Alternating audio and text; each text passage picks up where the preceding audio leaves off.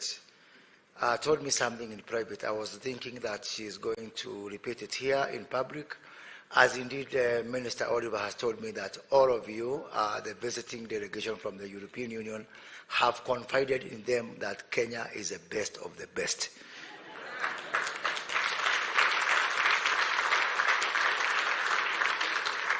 So I want to welcome you today and tomorrow, but for one more week after that, so that you can be able to sample our countryside, our national parks, our beaches, and I know some of you may have a problem to go back to your country, but you look for a way of diplomatic communication to your country to explain to them why so many of European nationals came for a conference in Kenya and they decided to stay in Kenya.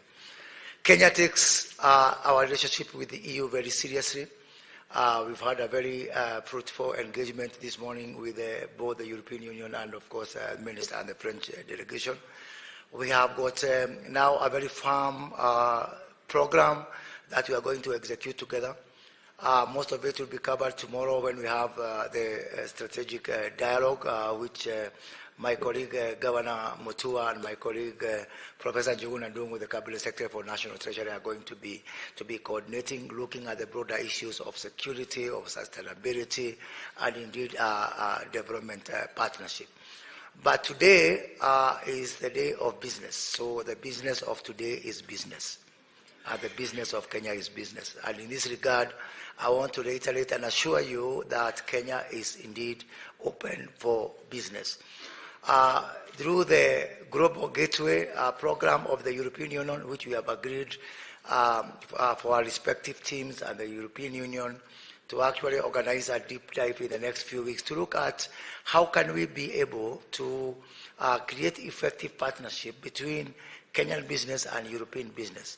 So what I am expecting is that at the end of the business forum today, we are opening a deal book, and Ambassador here is going to work with the Principal Secretary to open this deal book. Please, as I've told the delegation from France, ensure that all your partnerships, all your investments get its way into the deal book. And my commitment is that for all opportunities that are going to get into the deal book, I and my ministry will be able to follow up on a granular individual basis. So we do not see you as 250 or 500 businesses. We see you as individual businesses, and we are going to actually be your agent to follow up on all these opportunities on an individual basis. Finally, is on the issue of economic partnership agreement. EU Director Dora, who is around here, when she came to see me last December, I promised her one thing. The next time she comes to Kenya, I will confiscate her passport. And I've actually done that.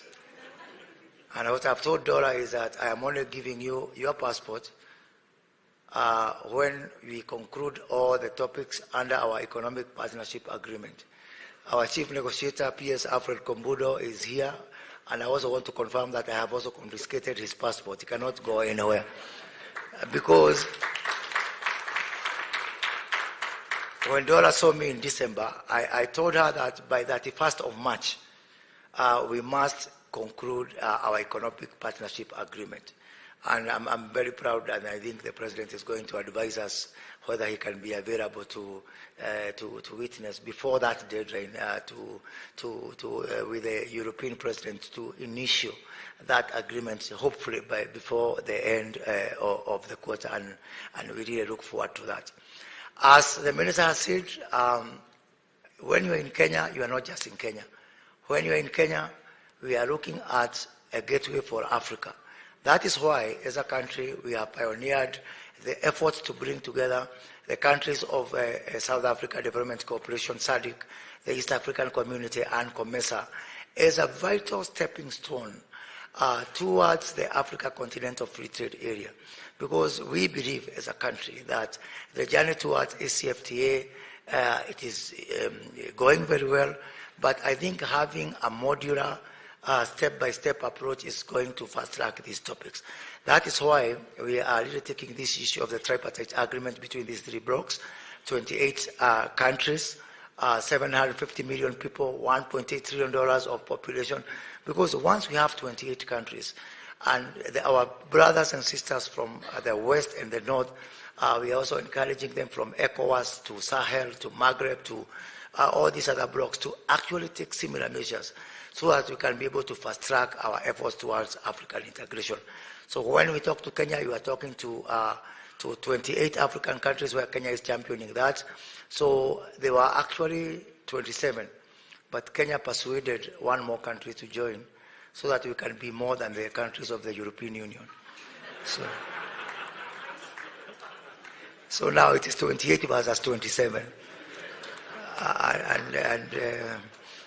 Because we wanted to, some area other than the athletics where we are ahead of Europe, and also to revenge for Morocco. Thank you, Oliver. So in the next 2 months, we hope to have more countries within TFTA than the countries of Europe. In this regard also, I want to ask the European Union to continue talking to our partners and our neighbors. Because why Kenya has taken a very aggressive and robust approach towards trade negotiations, we now have PS Kombodo here is negotiating 3 major agreements at the same time, with the European Union, with the US, and with the UAE, all of them at the same time, which is strenuous and draining for him and his lean team. It's because we have got everything to gain and everything to lose also if we don't take this route. You are aware, and I've said this clearly to Ambassador and the team, that some of our neighbors and some of our partners, because of the least developed country status, they continue to enjoy, free market access to your markets. And Kenya has said that really we have to have this conversation. Is it right? Is it fair? Is it moral? Is it the right thing to do for Kenya to continue suffering because we are a middle-income country? We cannot incentivize poverty. Poverty is not something you aspire for. Poverty is something you find yourself in by accident. And we want to ask European Union to continue having this conversation, even with our partners, and tell them really that, please, let's aspire to leave this LDC bracket and get all our economies to the middle income. By the way, within the next 5 to 10 years, this government, the Kenya Kwanza government in the Republic of Kenya, is going to create a vacancy in the middle income because we want to be the top bracket income. So we want other countries to come in and fill in that gap. So there is space. You cannot say that you want to continue to be LDC because there is no space. We are creating a space within the middle income nations. They can come and occupy as Kenya moves upwards. Let us not incentivize poverty. Let us work together to uplift our people from poverty. Let us not continue saying that this country can continue frustrating efforts for, to open free trade simply because you are LDC, simply because you enjoy free market access. Poverty is not a good thing. It's something you find yourself by accident. Finally, ladies and gentlemen, let me tell you that Nairobi is the center of business. We welcome you for 3 very major events that are taking place in Nairobi this year. In April, the African Union, the ACFTA, trade ministers, and also our private sector in Africa, 100 top companies in Africa are converging here in Nairobi to develop the implementation matrix now that we have got a critical mass of countries that have ratified this CFTA. In July, alongside the mid-year summit of the African Union, we welcome you to the Kenya International Investment Conference right here in Nairobi. And of course, His Excellency the President is going to host, as the chair of CAHOS, the African Heads of State on Climate Change, our summit on climate change for Africa. And as I talk about this issue of climate change, as I conclude, is to say the conversations that were started in Sharm el-Sheikh in COP27 about the finance for the issue of climate transition.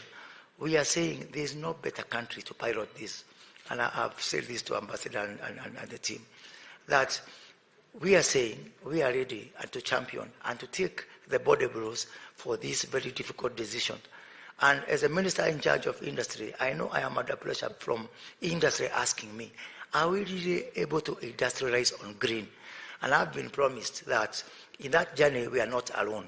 And Ambassador has promised me that Europe will open the checkbook, as was indeed agreed in Sharm el-Sheikh, to help Kenya to transition, and so that you can be able to put climate finance to incentivize Kenya as a pilot and an early mover in these conversations. So with those few remarks, ladies and gentlemen, thank you very much. I want to welcome you again to Nairobi. Asante sana.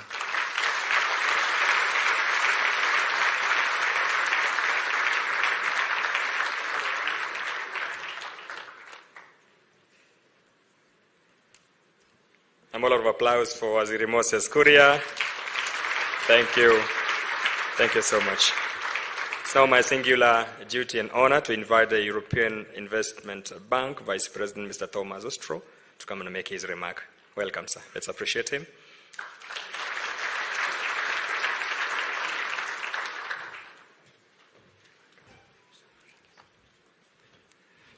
Thank you so much, Your Excellency President Ruto, Cabinet Secretaries, Ministers, Ambassadors, colleagues, ladies and gentlemen, friends. As Vice President of the European Investment Bank, responsible for East Africa, it is my honor to welcome you all to EU-Kenya Business Forum today. Karibuni. It's a pleasure to be back in Nairobi and to be here in Kenya on the first high-level official visit from the European Investment Bank in Africa this year. The European Investment Bank is, as you know, the world's largest multilateral development bank, owned directly by the 27 European Union member states. And last year, the European Investment Bank provided more than 4.1 billion euros for private and public investment across this continent.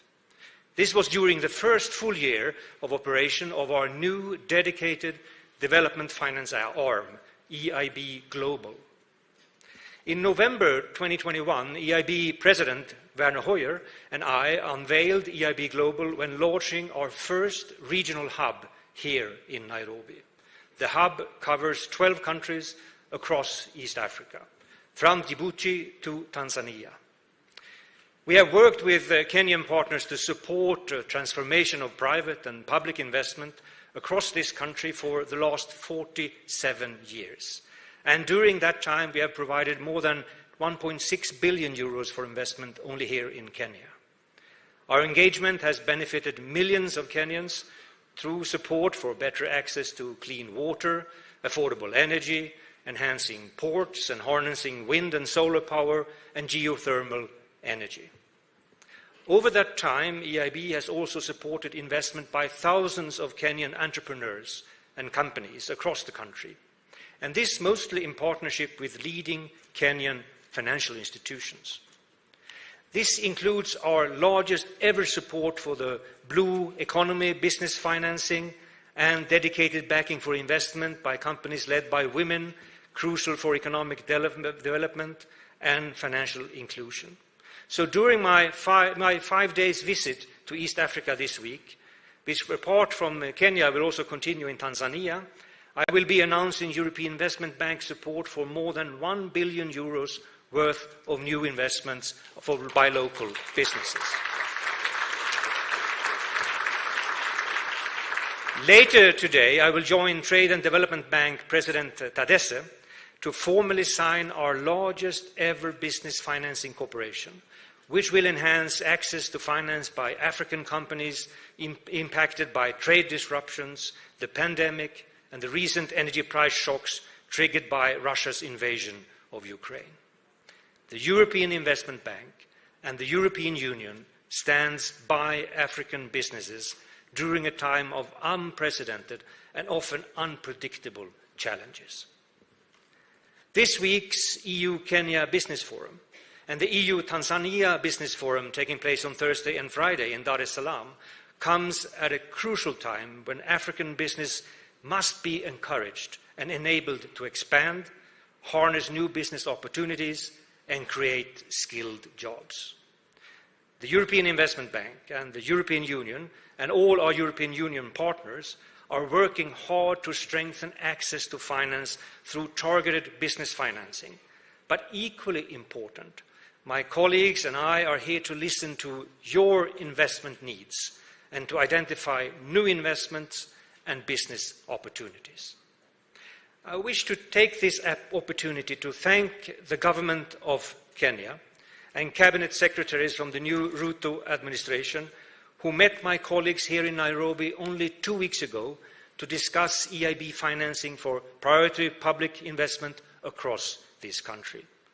We look forward to working together with you to build a better future, to tackle climate change and ensure that Kenyan businesses can grow in the years ahead. And I'm ready to, Mr. Minister, to depose my passport until we have signed the new deals together. Thank you very much.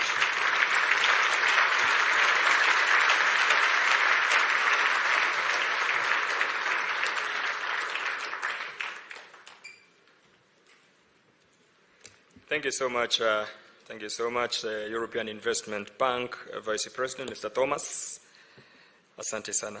Your Excellency, allow me now to invite the Cabinet Secretary for Investment, Trade and Industry, Honorable Moses Kuria, to come and kindly invite you to address us. Waziri, kindly.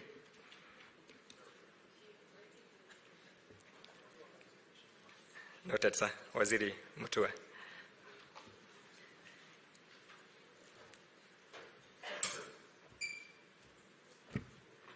Your Excellency, President William Ruto, Cabinet Secretaries, Minister, my friend from France will be traveling with you tomorrow, looking at some projects, looking forward to it.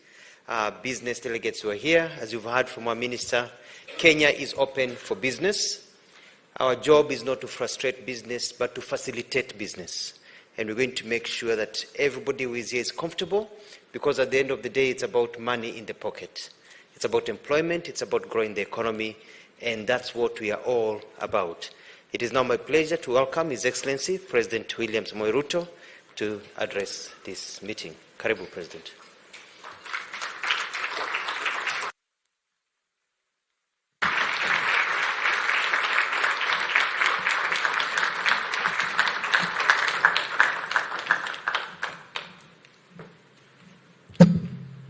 Good morning, everybody. Please, let's take our seats. Thank you.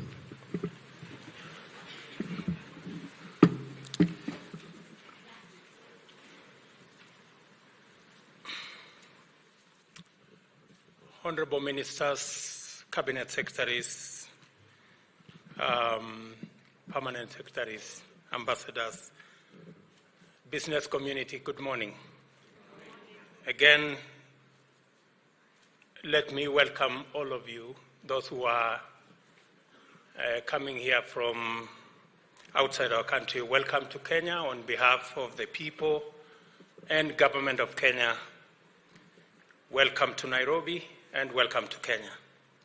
I am happy to be with you this morning in this very important forum, which marks the beginning of what promises to be the most significant development in the field of trade and economic relations between Kenya and the European Union. From the robust attendance that I see this morning, I see a common belief that there is value in this relationship between Kenya and the EU, a value in engagement, a value in negotiations, and a value in partnership. This forum is the culmination of determined efforts under the bilateral strategic dialogue, which has been facilitated by the cordial relations between Kenya and the EU delegation.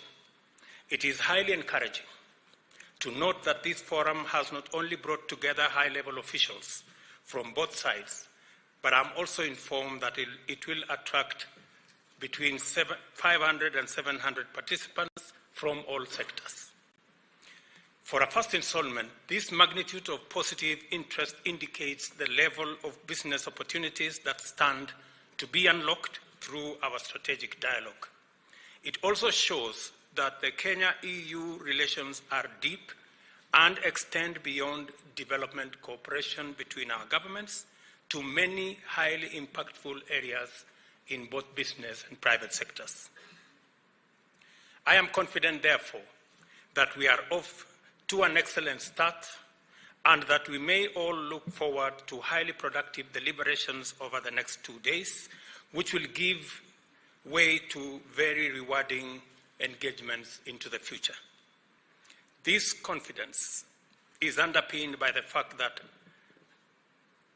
as matters stand now, the EU is the largest destination for Kenyan exports, accounting for about Kenya shillings 170 billion in 2021.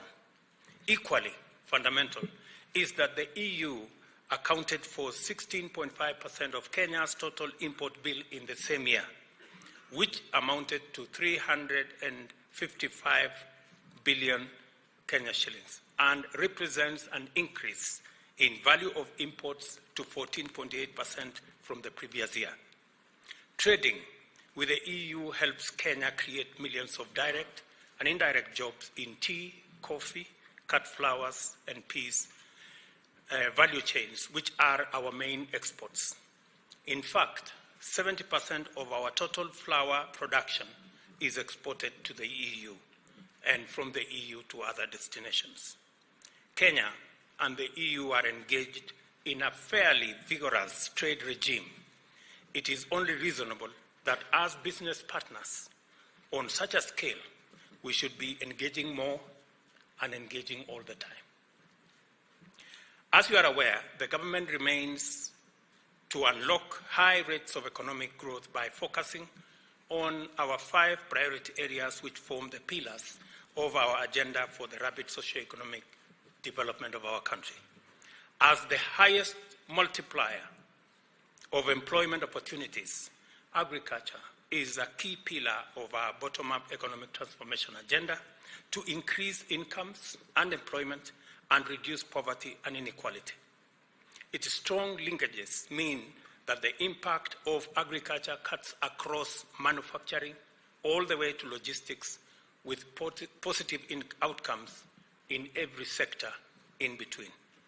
These benefits and opportunities are curtailed by barriers faced by our agricultural exports to the EU. They are subjected to product and market-specific restrictions, as well as onerous phytosanitary standards, compounding infrastructure-related challenges like difficulties with flights and low technological capacity, which hinder productivity. I believe that continued consultations, like the one we are having this morning, and collaboration can unlock these barriers and smoothen the path for stronger trade relations and investment opportunities. The second pillar of our bottom-up economic transformation agenda is the micro, small, and medium enterprise sector, where many Kenyans in our economy are based. This sector absorbs 9 out of every 10 people who join the workforce. The need to establish MSME sector business development centers across the country is urgent and cannot be gainsaid. Providing young people with stronger technological know-how, operational capability, business management skills, and general entrepreneurial capacities is critical. Our skills-based, technology-oriented TVETs seek to empower our young people with relevant skills, while our county-based industrial and aggregation parks will provide meaningful avenues for aggregation, value addition, and agro-processing. We are also ameliorating the housing shortage in the country, particularly in our urban centers, by embarking on the development of affordable and social housing units in projects that are intentionally labor-intensive in order to create opportunities for skilled and unskilled labor throughout the country. We have set out, for example, under this pillar, that we are going to be constructing 200,000 houses every year in all counties in the Republic of Kenya. The housing projects also consume locally produced materials, as well as fittings and fixtures fabricated and assembled by Kenyan MSMEs. Additionally, the government is committed to the provision of universal health coverage. This program requires intensive investment in various dimensions of the health sector, from developing and equipping facilities of various levels to the provision of medical and therapeutic supplies.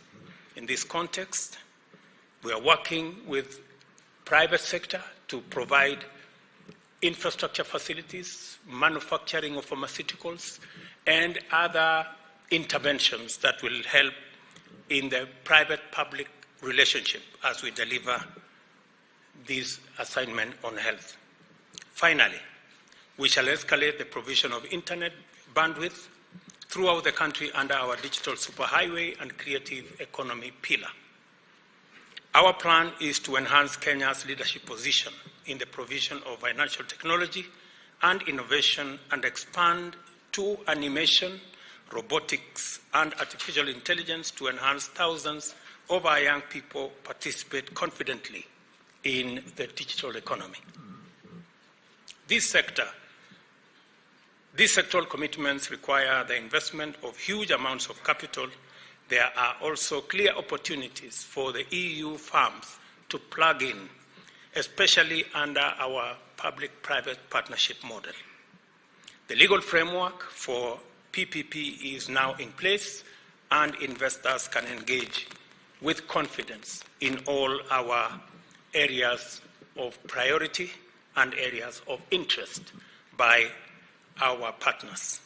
A year ago, I engaged the European Business Council and shared my vision in terms of the business environment and the rules of the game.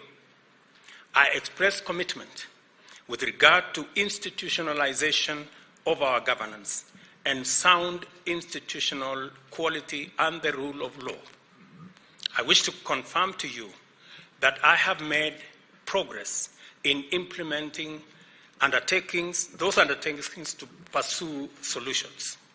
The Kenya Revenue Authority, for example, is less arbitrary and more rational in executing its mandate, and now pursues alternative dispute resolution with a firm and fair focus on optimizing revenue collection and at the same time providing a customer-sensitive service to all taxpayers. The Inspector General of the National Police Service is now an accounting officer, which makes the police service truly independent and can handle all matters to do with the security of property and life of citizens, including our investors. We are making progress in supporting the judiciary to reach Kenyans closer at the grassroots by establishing additional court stations throughout the country as a mechanism to enhance our ease of doing business and making sure that disputes are resolved in time so that there are no losses and there are no unnecessary delays. The rule of law depends on the independence of such institutions and go a long way to anchor the caliber of business that makes Kenya a compelling investment destination. I am confident that we shall make further progress steadily going forward. Kenya alone is an economy of around 55 million people who consume plenty of products from the EU. We remain uniquely geostrategic as the gateway to the East and Central Africa and are a central player in 3 overlapping regional economic communities: the East African Community, the Common Markets for East and Southern Africa, and the Africa Continental Free Trade Area. We are also a strong participant in the vast tripartite agreement encompassing EAC, COMESA, and SADC. As you've heard from Moses, this is an agreement, the tripartite agreement was signed in 2015, and unfortunately for the last 7 years or so, we haven't concluded that agreement to the satisfaction of the requirements of the regulations. In the last 1.5 months, I have sent Moses, my cabinet secretary, to 11 capitals, and he's been all the way to Egypt, Angola, Comoros, Uganda, Tanzania, Lesotho, South Africa, and I now can promise with confidence that by end of April, we will have the tripartite agreement in place, and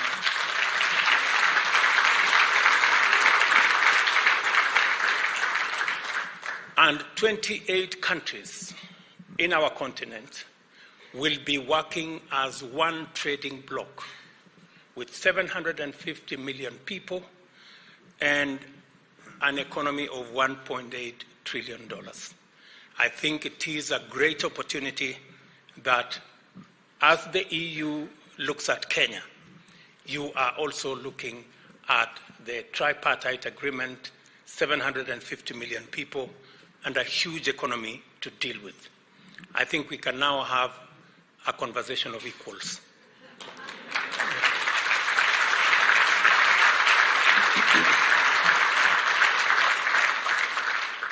For the EU Business Council, I want to state that doing business in Kenya is strategic and highly beneficial, literally in every way. This is why it is also important that the EU undertake a fresh push to conclude the Economic Partnership Agreement with East African Community. And I'm really looking forward to this being concluded so that we can even the scales. Access to the EU market would enable Kenya expand its export base, thereby multiplying employment opportunities and strengthening its balance of trade. It is one of the notable interventions that can make tremendous difference to our economic performance, and there is excellent reason in the EU's best interest to conclude this deal. Kenya is undergoing the adverse impact of climate change, leading to extreme weather patterns, including a drought in our arid and semi-arid rangelands, which covers nearly 70% of our landmass. In these northern and northeastern stretches, rain has failed for 4 consecutive seasons, leading to widespread crop failure, livestock deaths, starvation, and malnutrition, water stress, immense economic loss, and conflict. This adversity is part of a broader phenomenon afflicting the Horn of Africa, which we all know. Our agriculture-driven economic transformation agenda, industrialization, food security, wealth, and job creation is in jeopardy if we remain vulnerable to erratic rain patterns. Thus, this agenda not only has to be complemented by a strong water harvesting and supply and irrigation infrastructure component, our entire bottom-up economic transformation agenda must be premised on strong green growth. Let me repeat, strong green growth.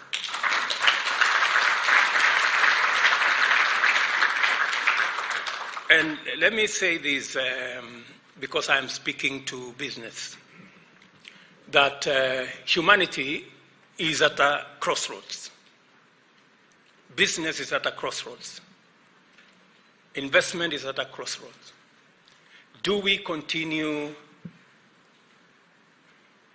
the coal-fired, fuel-powered growth that has brought us where we are today with the kind of weather and climate change situation that we face, or we take a new trajectory on the path on green growth? That is the option humanity is faced with today. And as business leaders, it is important for you to analyze where the future is. Is the future in coal-powered growth, or is the future in green growth? I think the choice is rather obvious. It is not possible. It is not prudent. It is not moral. It is not right to continue the path of coal-powered, fuel-powered growth, because it poses an existential threat, not just to Africa, to the globe.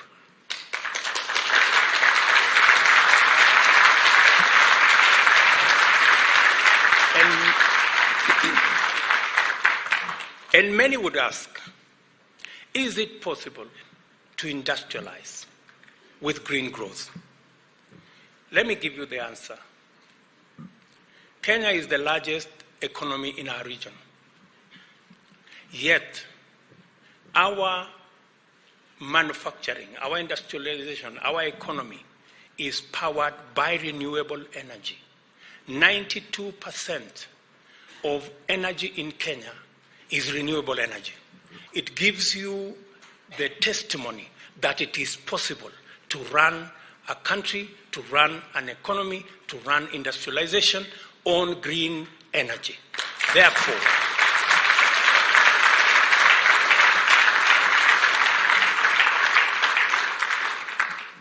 as business leaders, as people who are investors, where is the future? If you ask yourself, let me point to you where the future is. The future is in green growth. And green growth, the leader in green growth is in the African continent. Why do I say so? This is the continent that has 50 times renewable energy that is demanded by the world. 50 times, number one. This is a continent that has 60% of all solar renewable energy. This is the continent that has cobalt, manganese, and all the other products that you need for battery and for hydrogen technology. This is the continent that has 70% of its population under 30, giving you the human resource that will power the industrialization and manufacturing going into the future. This is the continent of 1.4 billion people. If you are looking for a market, I've just explained to you that the African CFTA brings a market of 1.4 billion people. As an investor, if you are looking at the future, and the future is green growth, and green growth is in Africa, and the ingredients of driving that green growth is renewable energy.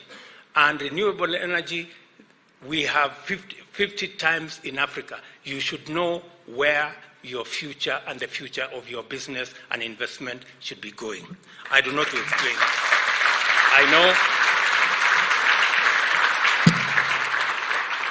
I know you are intelligent people, and I'm sure that's why you are sitting in this room, because you know where the future is. And I want to welcome you to Kenya. We are going to provide the necessary leadership to make sure that we come to the table with solutions on climate change, with solutions on green growth, to provide the globe with the solution. Where are we going? And the necessary infrastructure that will take us to the next level. I am very confident that green industrialization, green manufacturing, the epicenter is going to be in this continent, and your first foot should be in Kenya.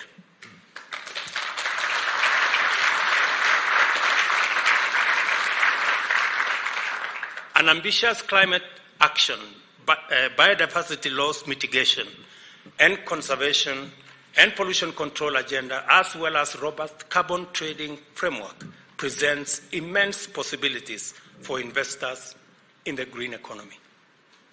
I have set out several sectors and areas where our development agenda at the program and project level offers numerous undeniable investment opportunities. I am sure tomorrow you will be continuing this conversation. You will go in depth into the opportunities that are there, and officials of my government, led by my good friend Moses, will lead that charge. And if there are any questions and they are unable to answer, please report them to me.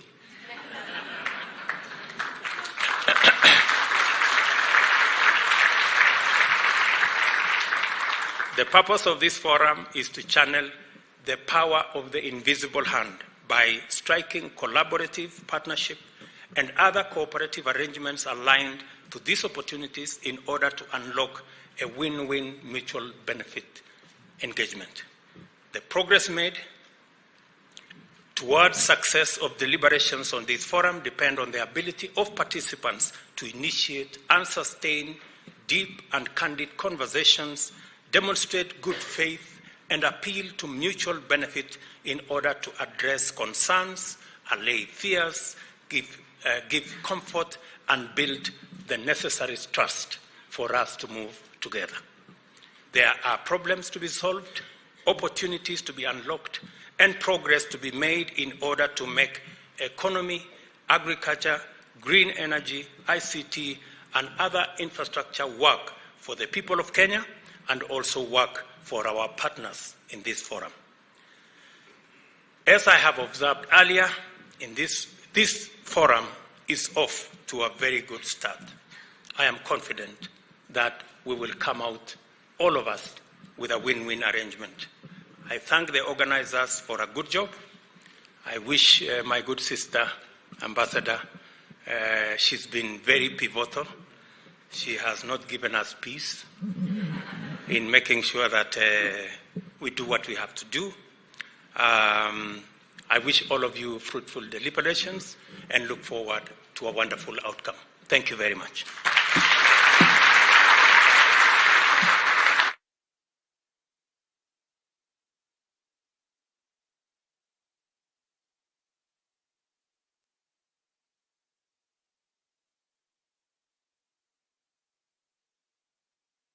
The European Investment Bank Vice President, the Cabinet Secretary for Foreign Affairs, and also the French Minister on stage. The rest of us can take our seats.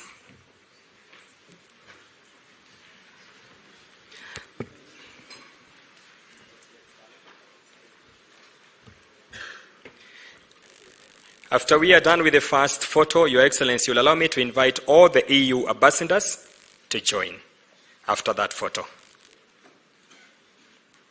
We take the first one at the count of 5, 4, 3, 2, 1. Thank you.